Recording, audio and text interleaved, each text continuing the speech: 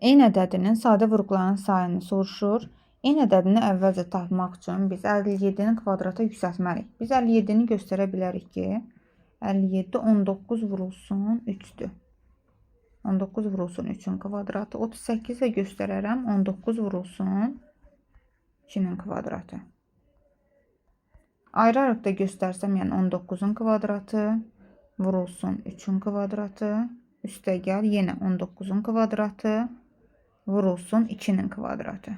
Hər ikisində 19-un kvadratı iştirak edirdi. Mötərizə xaricinə çıxardarıq.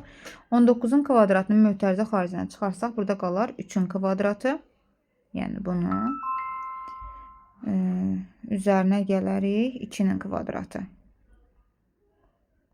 19-un kvadratını yazarıq. 3-ün kvadratının üzərinə 2-nin kvadratını gəlsək, yəni 9 üzərinə gəlsin 4.